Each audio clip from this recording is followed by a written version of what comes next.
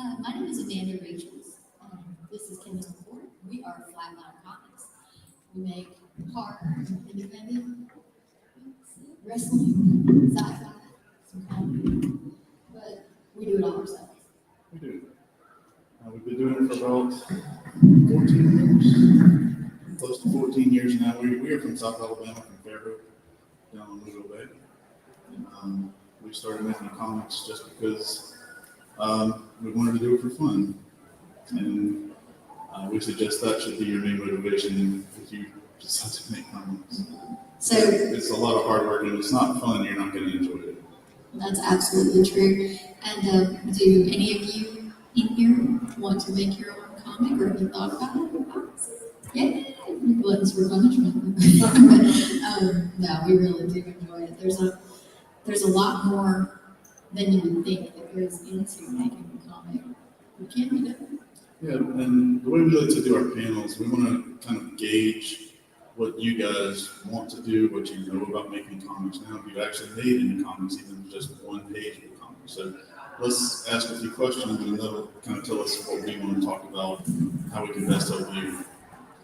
So, how many aspiring or current artists do we have? Artists? Writers? A few? For us, that's me. I'm the writer, I can't draw anything, she's the artist. Has anyone actually made a comic or drawn a page with 3 panels that tells the story? Sort of, kind of? Okay. Great. It's hard to do.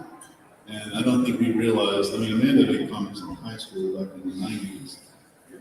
They were all done with a Sharpie paper printed at a local printer. However, it was several panels on a page in order with art and word balloons that told the story. That's a comic. It doesn't matter how primitive or what point in life you do it. If you've told a story using pictures and words in sequential order, you've made a comic. So it counts. Yeah. Those early comics count. And so anytime you've made a comic, even if it's a 3-panel comic, like an old newspaper strip comic, anything like that, you doodled in your notebook 2 pictures in order to tell the story, that's a comic. To make a technically complex comic that sells, that draws an audience, is a much more rigorous endeavor that takes a lot more work and a lot more training. Yeah, discipline. There's a little bit more technical planning that goes into it. Like you need to figure out how to size things, how to letter, and things like that. That's way harder than I anticipated it would be when I started making. Yeah, so you can make it as simple or as difficult as you want to, depending on what your goals are for making comics. If you want to be a professional comic creator, you're going to have to learn a lot, and you're going to learn a lot of things you didn't expect to, and we'll talk a little bit about that. But even if you are just doing it for fun, there's so many outlets out there right now where you can do it. You can do your own thing. You can go to a fandom, and you can create communities around what you're doing, no matter what skill level it is. And it can be really rewarding. So just based on our polling of the room earlier, it seems like we've probably got mostly a beginner crowd for aspiring comic creators. What questions do you guys have about making comics that we can answer, and we'll kind of shape what we talk about around that?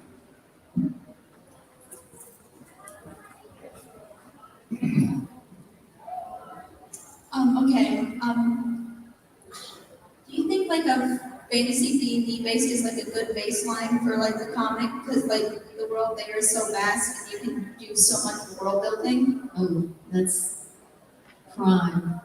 And you have the genre, but you can go so many different ways within that. And you can run a lot of games too. Yeah, we played D&D 2 weeks ago. Yeah, we kind of failed too. We rolled a lot of ones. But if that's where you get your ideas from, if you can take those characters, those situations, and tell the story from beginning to end, then that's great. That's up to you. But just trying to think, Jim's what his first comic was that he did an Image, but it was based on his D&D campaign, and now he's going to be launching the new Conan the Barbarian series soon. So that's a really good example of somebody that based their first comic, their first professional comic, on what they did in Dungeons and Dragons, and then turned it into a career where he's now sort of a go-to for fantasy comic storytelling. So I think it is a good source. I know when Kevin mentioned that I made some comics in the 90s, out of my room. But a lot of my ideas and basics of storytelling do come from RPG games that I was playing at the time, be it Star Wars, Vampire the Masquerade, or D&D. Yeah, and it's probably redundant to folks at the convention, but it's something that you already know. But role-playing games, tabletop role-playing is just collaborative storytelling. You're sitting there with a group of people and you're all contributing to make the same story. And that's very analogous to making a comic. You've got a writer. Sometimes, most of the time, the writer and the artist aren't the same person. Sometimes that happens, but it's rare, especially these days, it's rare. And then you will have a colorist, a letterer. At certain levels of the business, you'll have an editor involved in the story and art portions of the completion of the comic. And so that's collaborative storytelling. It's different, but there's some parallels you can draw there. Thank you. Thank you. Any other questions? Right here. Right there. For your first comic, what's the average story length that you would work with? Because it doesn't seem smart to go, I'm going to have an ongoing and just write everything you want. Do you get more success with something in, like, say, a 28-page or 96-page format? Like, what's the sweet spot there for that? For your first comic. So, have you made any comic stories yet? 4 pagers, 8 pagers? Yes. Oh, 3 issues? Okay. Based on our experience, and in hindsight is 2020, we started out, I did like a 8-page script for Amanda. She wanted to just practice working from a script, so I wrote an 8-page script that was a Doom Patrol script, just something that we weren't planning to publish. We still have some of those pages, I think. Yeah. And we jumped from that, we enjoyed it. We were working together, collaborating together. We jumped from that to doing like a 96-page webcomic. And I wish we had scaled it back. I wish we had progressed a little more slowly. We certainly learned a lot making a webcomic. We spent a ton of money we didn't need to spend. We spent a lot of hours making the same mistakes over and over again. Whereas if we had made something a little tighter, a little more self-contained, even if we'd stuck to like a 24-page complete story, like a one-shot format, it would have saved us money, time, and our learning curve would have been a little more comfortable. Do you agree? Yeah, and absolutely. If you're trying to figure things out and you have a very long form, 96 or higher, you're going to get burned out, and it's really, really difficult to start big. I tend to really jump on short stories, and they almost are a break from standard issues. We do 20 pages typically for an issue. I always love to break those up once I finish and do a couple of short stories, anywhere from 4 to 12 pages. And those, they're restorative for me. And it helps me with continuity too. When you go through a long story, it's hard to keep track. Like, oh, this guy has a beard. This guy has a mustache. I have to draw myself every time, just from an artist's perspective, because I know, and it kills me that we put out a book and there's a character that through the whole issue has a goatee. It's missing So, or some detail of the clothing, or when you get into the long form storytelling, especially at our level, we're independent creators, so we do everything ourselves. And you just run out of time. If you have a full-time job, it gets really tough to keep up.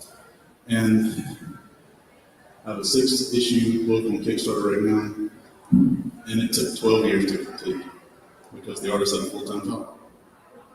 Looks great, proud of it, but it's something I wrote in 2011.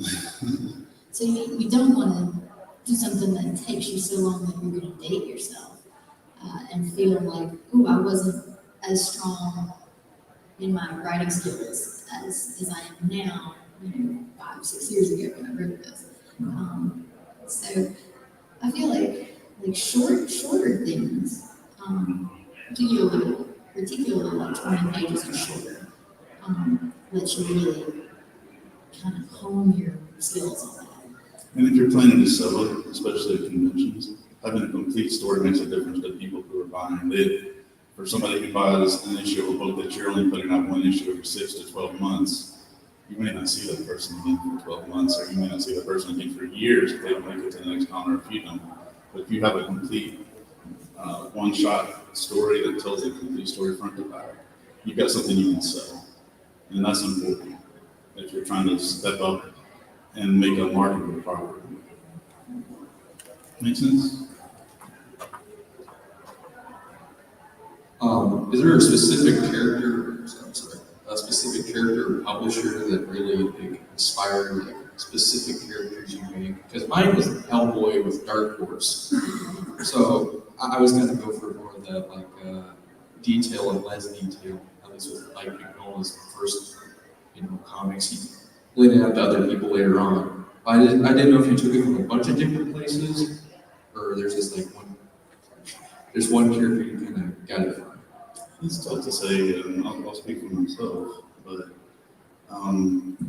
for me, I like a lot of different superhero comics, but we don't make superhero comics. So it's hard to draw those lines. We make more horror comics, and it seems like any genre we try to step into, we have steampunk, like a Four Horsemen Apocalypse type comic, but it leans very hard with gore and suspense and has a thriller element to it.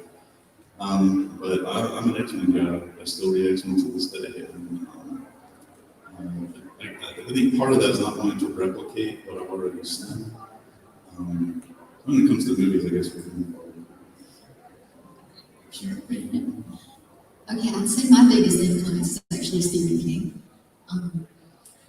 And I know he's written a few comics too, but it bled over so much for me. I'm also an EC fan, like big time.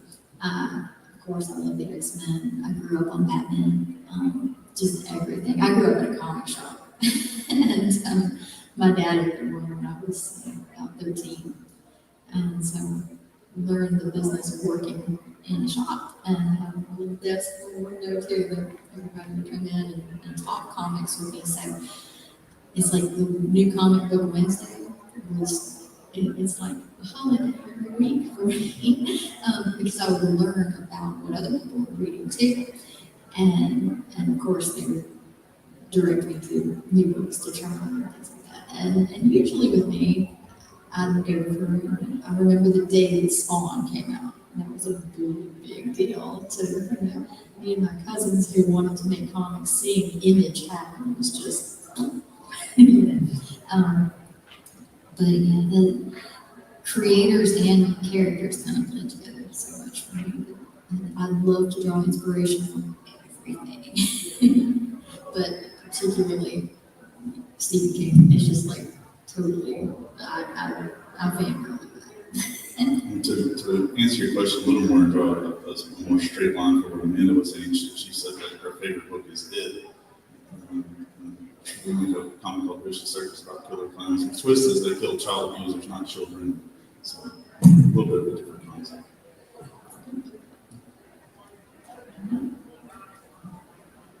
Hi, can you speak a little bit to the process of having all the inspiration from the different things that you've seen and then condensing it down into something that becomes more cohesive to actually go and create like a complete storyline?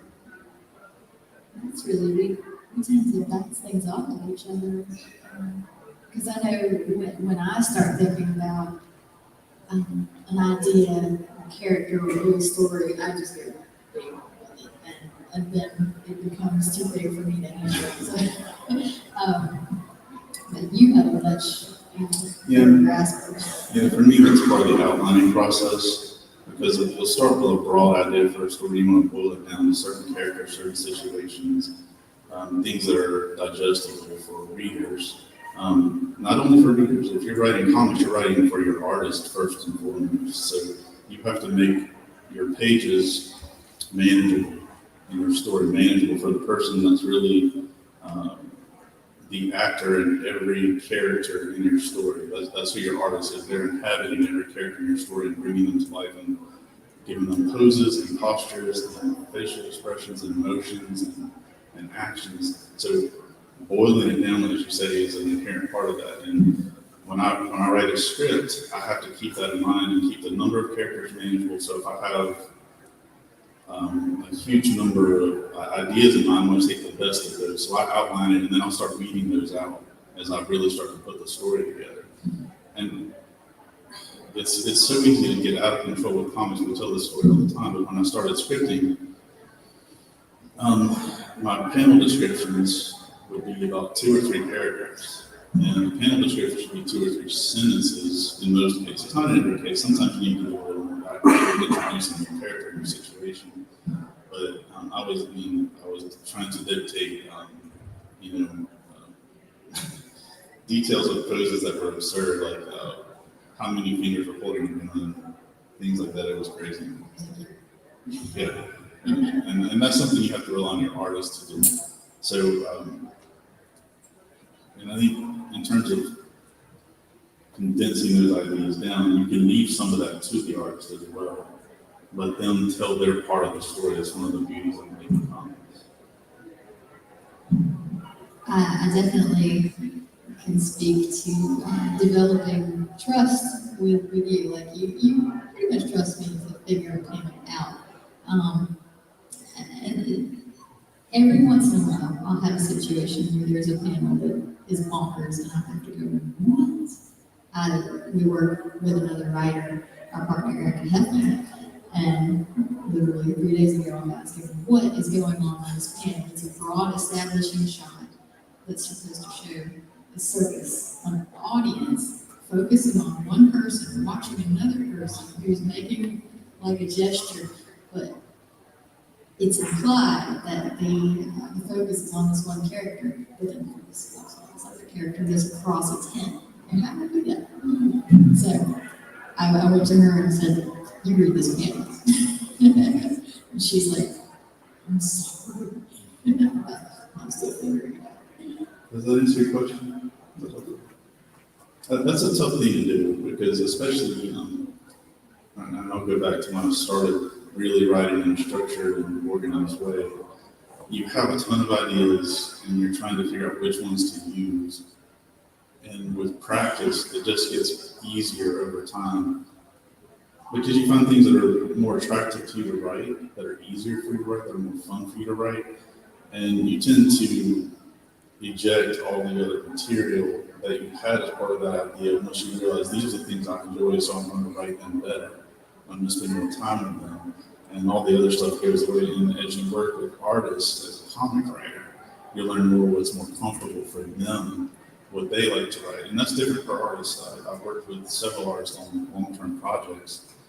And when I learn what they enjoy writing, or drawing rather, I can cut out the things that they don't and really focus down, because if they enjoy drawing something, your book's going to look many times better. I know things that she doesn't want to draw spaceships, mechanical devices, things like that. So keep it real organic with what Amanda draws. It makes a difference in her enjoyment of the book.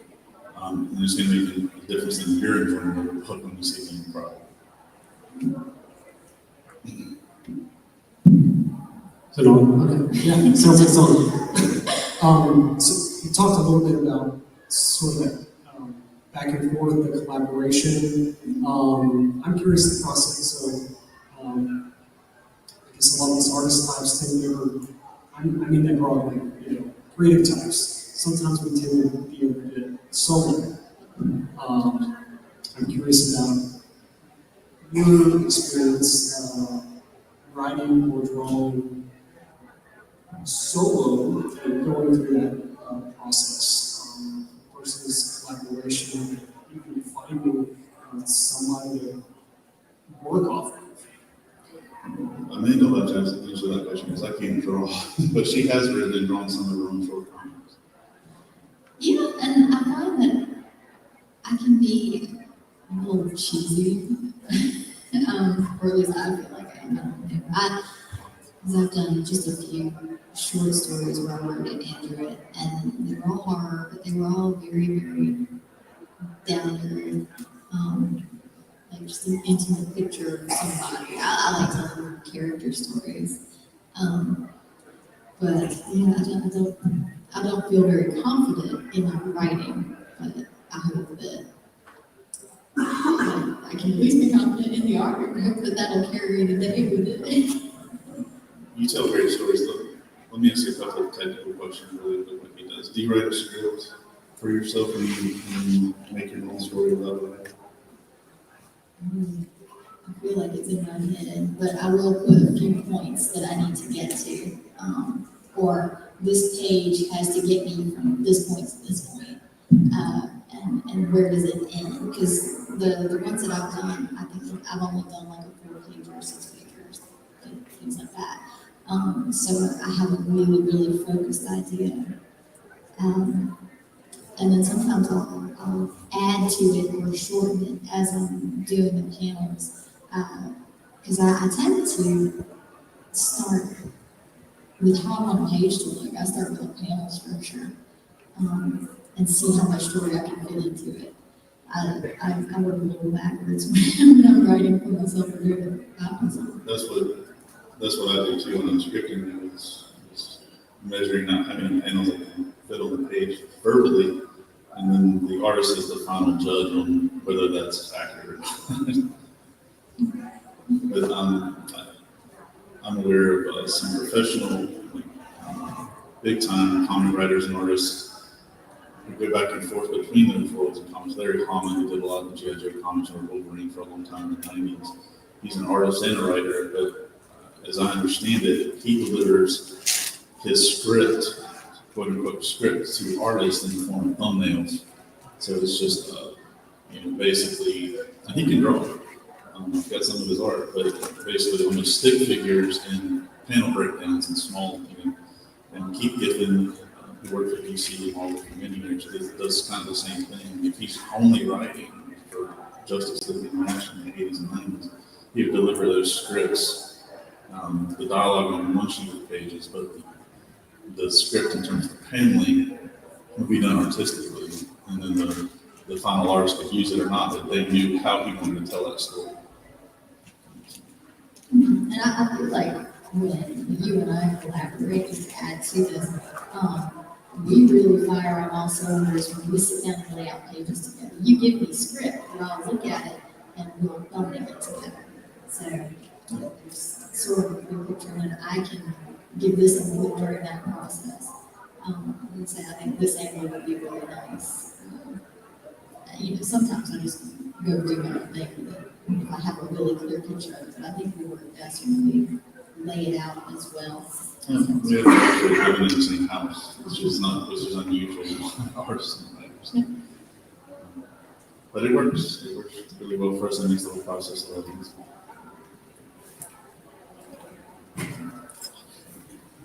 What kind of drawing tools and intelligence would you use? Is it drawing tools?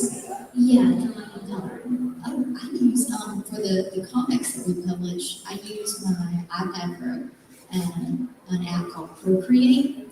And it's sort of the industry standard. It's good. I used to use a Wacom Cintiq, and I used Photoshop with that, and I would draw everything.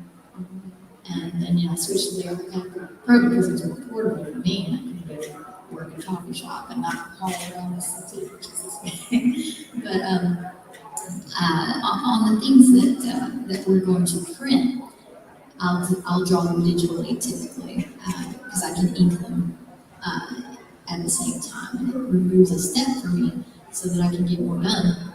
And sometimes I'll color, like if I'm doing a print, like I did a print for this show with Nick Foley, who's back there next to us, and I drew all of that digitally and was able to color it digitally too. I don't like to color. I'm more of a penciler, but like when I'm doing art like that where it's just one image, I'll color. And that I'm always learning on it. I like to go on YouTube and Reddit, things like that, and find tutorials of people that are showing coloring techniques or tips and tricks for the apps that I use. I feel like I've been doing this professionally for a long time, but I'm still learning like all of the time with things like that on how to do it.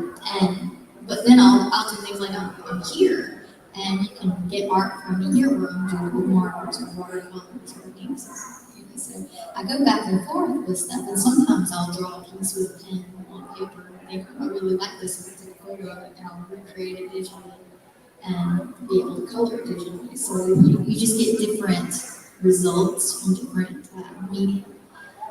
And it's hard for like the first week when you switch to a digital pencil like a stylus. And the hardest part for me is when I'm drawing on paper and drawing it real small, and I'll try to do this on paper. It's like, oh, I can't make it bigger.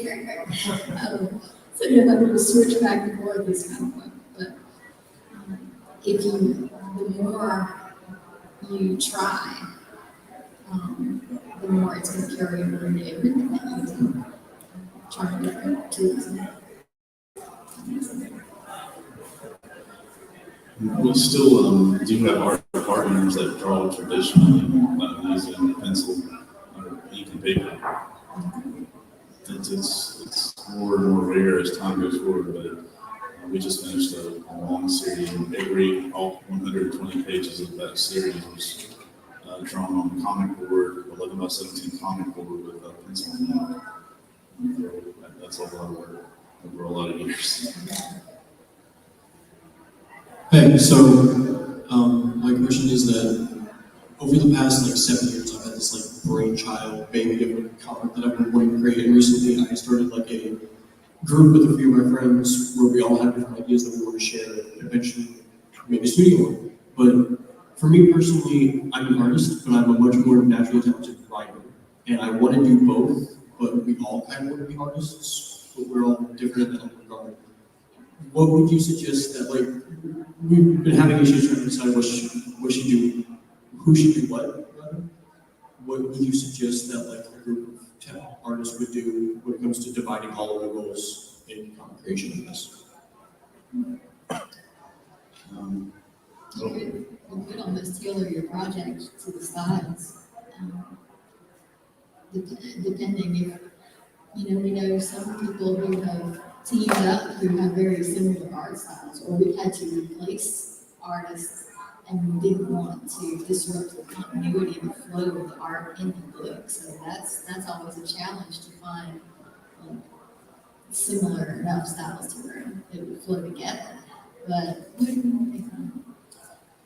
just be sure at the base level when you're getting started, be sure that every person likes their role, because if not, they'll quit. It's just being realistic about it. People quit on projects all the time because they don't enjoy it. Making comics is tedious and it's work intensive. So if you've got somebody that is reluctant to do one part, they're not going to do it for very long. In comics, it's doing it even for 24 pages takes a long time. But you definitely want the people who are better at various aspects working. And at the main point, talked about collaboration. You can collaborate on scripts really easily. One person can write a basic treatment for a script, and two or three others can give input to make it better. If you want to break down the art duties, as you talked about, and try to get similar styles, it's a division of labor, and just to make it more doable. I think that's something important to consider. But we've seen it all in terms of people dropping out of projects at usually the worst possible time. When you think it's getting done, then it doesn't, and you're on a deadline because your Kickstarter has been funded and you're trying to get it back out to your backers or whatnot. So be sure that everybody's going to enjoy their art and that they're able to do it, that they have the time to do it. I would take all those factors into consideration beyond just the artistic side of it. If you want to make sure it finally gets completed at the end of the process. And I think another important part in that is being able to clearly discuss it with the other people, because some people will really get up in their feelings and get their feelings hurt.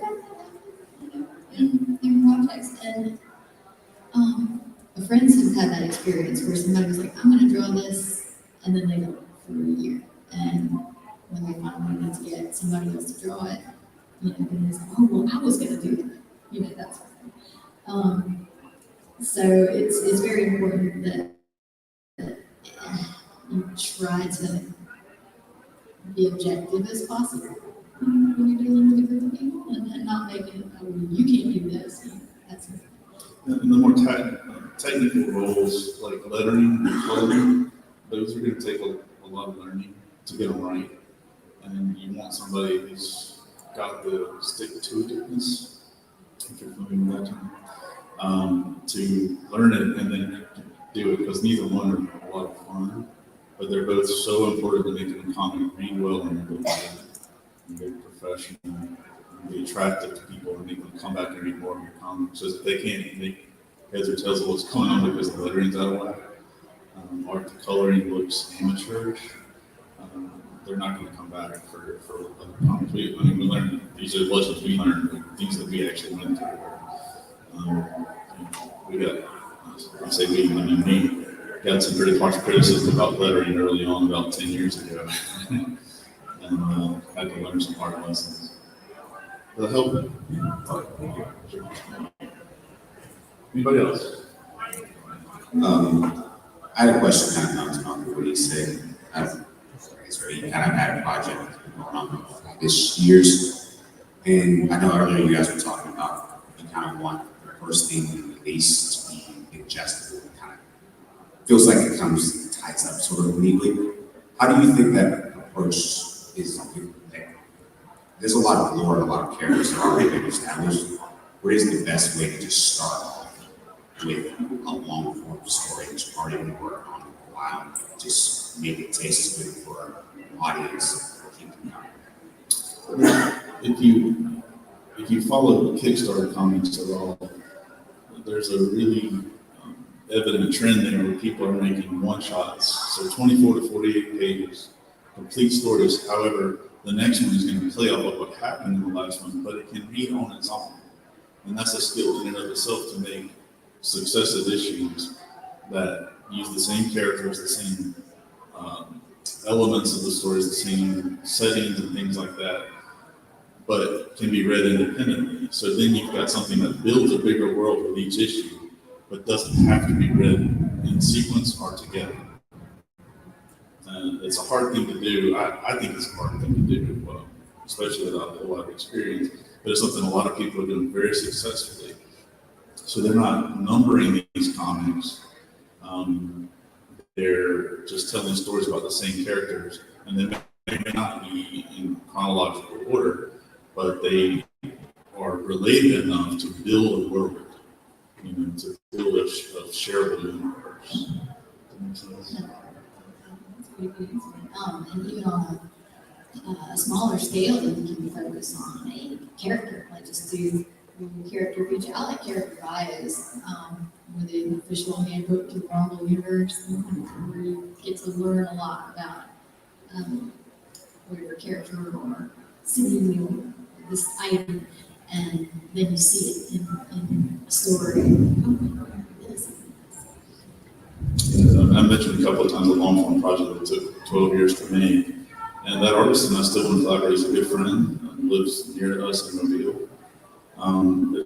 He's still working full time. Comics doesn't pay a lot this year at the very upper echelons of the business, and so what we've decided to do going forward is to make 24-page comics, maybe one a year, that include some of the same characters but tell their own self-contained story. So it kind of branches off what you were asking about. So we don't have to complete 120 pages for somebody to get the whole story, but by the time we finish 4 more of these, we'll have 96 pages of a much bigger story. You can take 1, 2, 3, or 4, read it by itself, and still get a great story. And you don't have to know what happened in the others, but if you do, it's bigger still.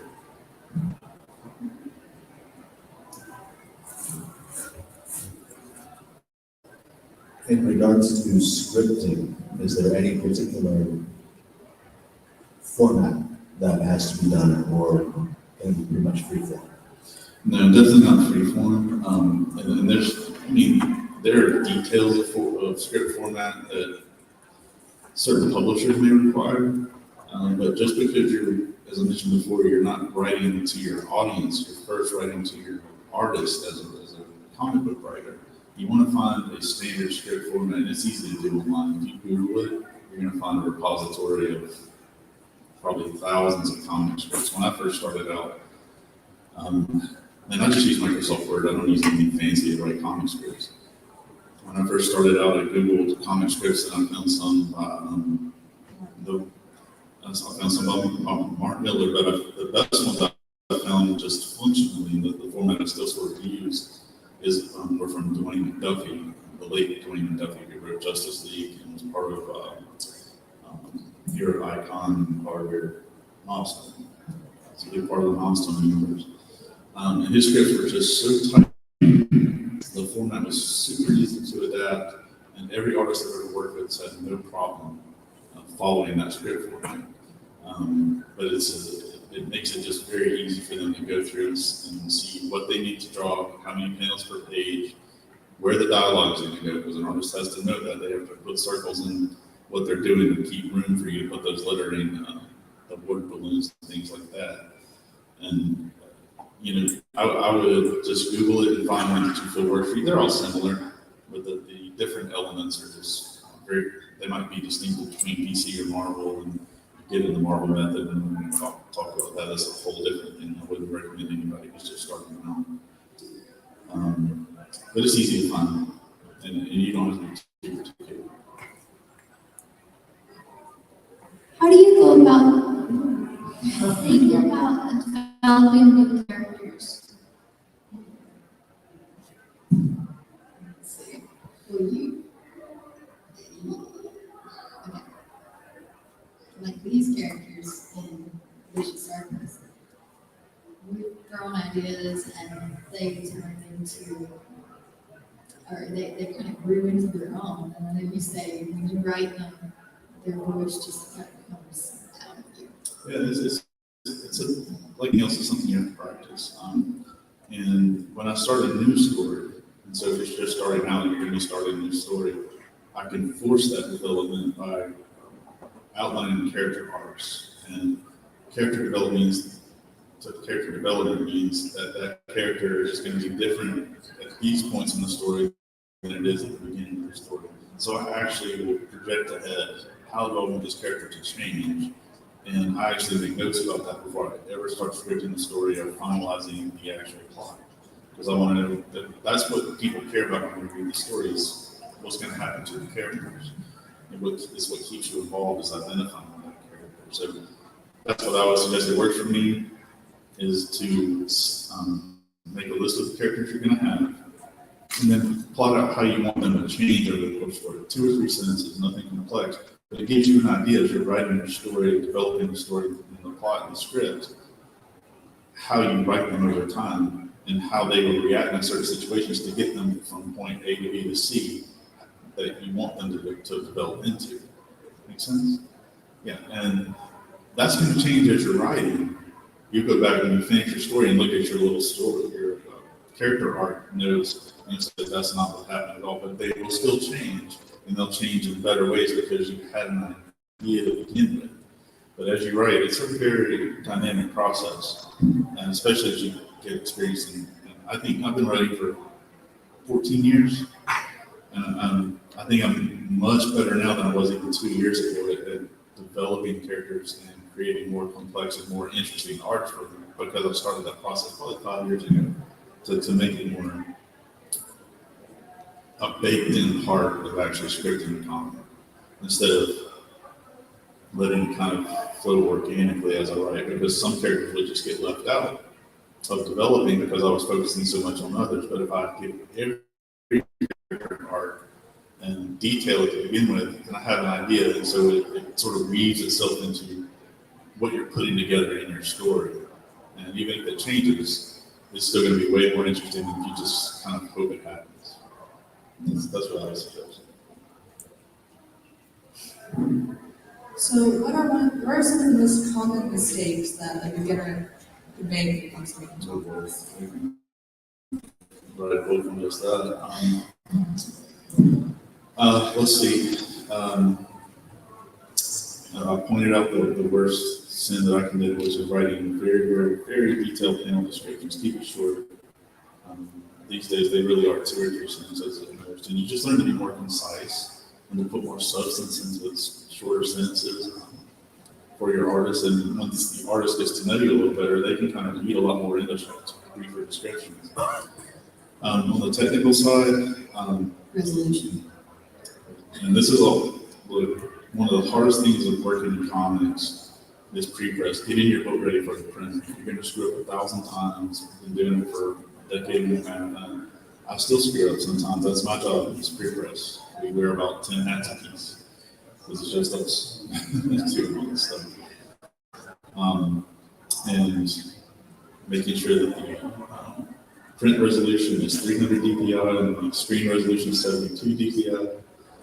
Making sure that you've included a 1/4-inch bleed for most printers. Some require less or more. If you don't know what bleed is, it's the room you leave on the edge of the page for the cutter at the printer to slice without slicing off your words or images that you want to be included. We've had folks come back looking. Well, yeah, and if you start with, if you're drawing a page and it's wrong, and that level is wrong, you're gonna have to redraw that page. There's no way to fix it. Not a while. And, coming back to the character question and bringing it to this subject, writing characters that don't all sound like you, and people have a hard time doing that. Maybe inserting themselves into it. It's not a natural thing. It's something you have to teach yourself, and it's learned through practice. I wouldn't call it a mistake. I'd call it just development as a writer. It's just something you learn through practice and self-editing, I would say. Mistakes. Comics are printed because they're books. They're printed in groups of 4 pages. So if I misnumber my pages in my script, then my book is either 1 page too long or 1 page too short, depending on how it went. Or you wind up with a double page splash on the front and back. Right. Yeah. If you want your pages to flow, she said a double page spread, and your numbering is wrong, it's going to be the first page is on the right, and you flip it to see the second page that's supposed to be next to it. Those are simple mistakes that happen all the time. I've had artists take liberty, and I encourage them to do this stuff, to take liberties with the art and take 2 pages and combine them into a double page spread. But they did consider the odd page always has to be the right page. And so I would have to start the book on the second page so that it would be ordered right, so that the spread would be side by side. Things like that, things you never think about when you start making films. I just want to tell stories and have great art. It's not that simple. Maybe we should get rid of mistakes that This is what we do instead. What else? There's so many things, so many mistakes. Making sure that your cover file is prepared correctly and doesn't have any transparency to it, so that the information from the printer on their template doesn't bleed through to the art. Because we've had a comic printed where the ticks for the margins and the instructions on how to manage the template were actually printed on the cover because it was just barely transparent enough to show through the little weird hieroglyphics. It was in English, but you couldn't tell it. It was just faint enough to interrupt the art, and it was really terrible. These things happen all the time. We're a lot better at catching them now, but we're not 100% on the means. And honestly, neither are the big 2. If you read Marvel or DC, you're going to see issues with the lettering all the time. It's just, there's so much to manage in the comic. Get an editor, even if it's a buddy that has a really good eye for detail. Somebody that's going to go through there and look at it when you're done and make sure you didn't screw something up, and still things are going to get through. And even if it's just where I bolded a word in a word balloon and I forgot to catch the first letter of it, it still bugs the thing out of me. But it happened recently. The last part of that, it's just not be too hard on yourself. It's not the end of the world. Yeah, laugh it off and go back and catch it next time. Those are the most frequent. We could do a whole panel on that. Most of the time, really. And be sure that you get books back from your printer to check all of them, make sure they're not damaged, make sure they sent you the right number. To make sure that the color levels are right. We've had some that are like highlighter. Or they were so dark that you couldn't make heads or tails of what the art was, and that's not what the source file looked like. Yeah, because of the many layered nature of making comics, the many different tasks that go into making comics, it's easy for things for mistakes to happen. You get lines and things as you sit and look over them. If you read the same paragraph 20 times, it's just. Yeah. So it always has to have a second or third set of eyes. That's a good question. There's a lot of things. Those are most common and some of the most ridiculous things I think. Things changing hard over time. So, okay, one more question? Anybody? Okay, well, thank you. We are set up in the guest area on the other side of the room next to Nick Foley. And we'll be there all day tomorrow. So please come by if you have any other questions. Come by and see us. I'm happy to talk. And we've got a ton of books over there we'd love to show you. Thanks.